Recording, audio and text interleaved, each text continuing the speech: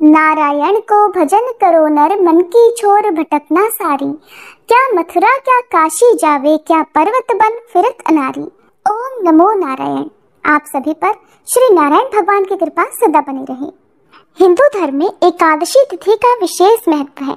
इस दिन जगत के पालनहार श्री हरि की पूजा उपासना की जाती है और मनोकामना पूर्ति हेतु, सभी पापों से मुक्ति हेतु व्रत उपवास रखा जाता है।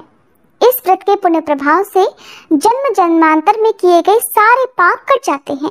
वरुथनी एकादशी, जो कि वैशाख महीने के कृष्ण पक्ष की एकादशी है, व्रत रखने से सभी पापों का नाश होता है, अपार धन सुख समृद्धि की प्राप्ति होती है और इस दिन तिलों का दान करना बहुत ही शुभ रहता है।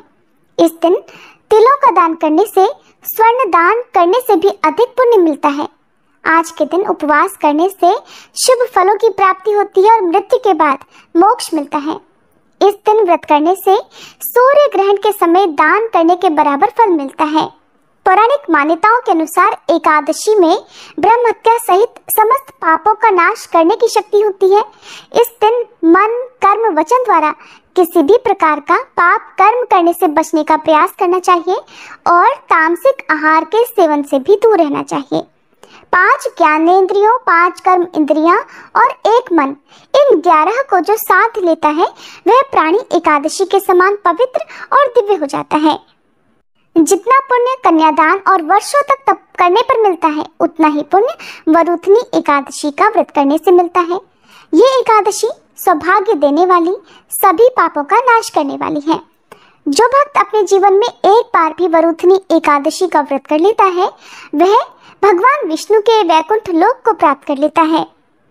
इस दिन चतुर्भुज स्वरूप पीतांबरधारी भगवान विष्णु की विधिवत पूजा अर्चना करें और यथाशक्ति श्री विष्णु के मंत्र ओम नमो भगवते वासुदेवाय या हरे कृष्णा महामंत्र का जाप करते रहना चाहिए।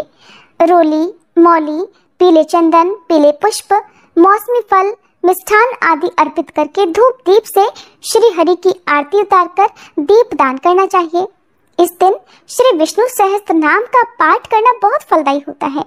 भक्तों को दूसरों की निंदा, छल, कपट, लालच, द्वेष की भावनाओं से दूर रहकर श्री नारायण भगवान को हृदय में ध्यान करते हुए भक्तिभाव से उनका भजन कीर्तन करना चाहिए। फिर द्वादशी को ब्राह्मणों को भोजन करवाने के बाद ही स्वयं भोजन करना चाहिए। जो भक्त एकादशी के दिन तुलसी माता की पूजा और सेवा करता है, उस पर भगवान विष्णु के साथ ही माता लक्ष्मी जी की कृपा भी बरसती है और माँ लक्ष्मी जी की कृपा से घर में कभी आर्थिक अभाव नहीं रहता। इस बार साल 2024 में वरुथनी एकादशी का व्रत 4 मई शनिवार के दिन रखा जाएगा। एकादशी तिथि प्रारंभ होगी 3 मई शुक्रवार की रात 11:25 से और समाप्त होगी 4 मई शनिवार की रात 8:39 पर। दशमी तिथि के नियमों का पालन 3 मई शुक्रवार को किया जाएगा और इसी दिन तुलसी पत्र भी तोड़कर रख लिए जाएंगे। 4 मई शनिवार को सूर्योदय होगा सुबह 5:55 पर, सूर्यास्त होगा शाम 6:51 पर। ब्रह्म मुहूर्त सुबह 4:19 से 5:07 तक रहेगा। अमृत काल दोपहर 2:47 से 4:15 तक रहेगा। अभिजीत मुहूर्त सुबह 11:57 से 12:49 तक रहेगा और राहु काल सुबह 9 से 10:30 बजे तक रहेगा। द्वादशी तिथि प्रारंभ होगी 4 मई शनिवार की रात 8:40 से, जो कि 5 मई रविवार की शाम 5:42 पर समाप्त हो जाएगी।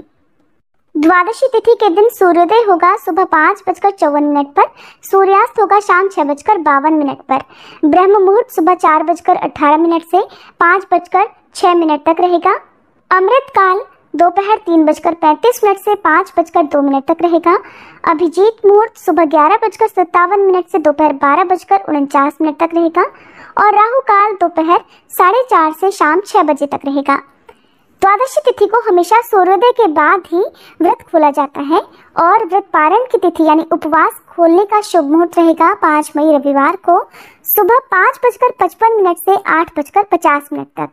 इस शुभ मुहूर्त से पहले आप भगवान विष्णु का पूजन कर सकते हैं, लेकिन उपवास आपको इसी समय खोलना होगा। द्वादशी तिथि के दिन भगवान को तुलसी पत्र सहित पंचामृत का, मौसमी फलों का, मीठे चावल का या शुद्ध सात्विक भोजन का भोग लगाकर उसी को प्रसाद रूप में ग्रहण करके अपना उपवास खोलना चाहिए। उपवास खोलने से पहले तुलसी माता की पूजा करके तुलसी जी में जल भी अर्पित करना चाहिए। नियमों के अनुसार वैसे तो रविवार के दिन तुलसी जी में जल अर्पित नहीं किया जाता है, लेकिन व्रत का पारण होने के कारण इस दिन आप तुलसी जी में जल अर्पित कर सकते हैं। लगातार 2 दिनों तक जल अर्पित ना करने से यदि तुलसी जी सूखती है, मुरझाती है, तो उसका भी दोष लगता है। ये थी आज की वीडियो। अगर आपको पसंद आई हो तो वीडियो